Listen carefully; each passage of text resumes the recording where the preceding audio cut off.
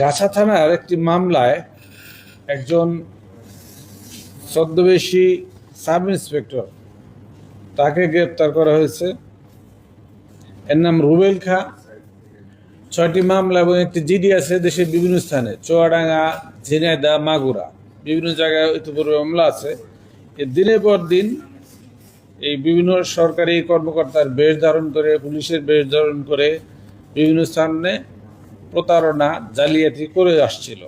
তার কাছ থেকে 3টি চোরাই মোটরসাইকেল, 5টি ল্যাপটপ, 3টি প্রিন্টার, 4টি কিবোর্ড, তারপর মাস্টার কিছু কি আছে, হেলমেট, প্রেস, মাইক্রোফোন, পুলিশের ভেস্ট, হ্যান্ডকাপ, পুলিশের বুট জোড়া, পুলিশের বেল্ট, ফিল্ড ক্যাপ, পিস্তল কভার এবং কি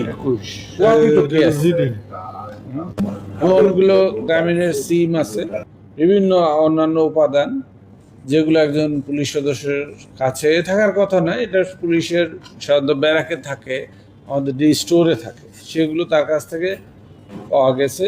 এই প্রতারক চক্রকে গ্রেপ্তার করে আদালতে সোপর্দ করা হয়েছে।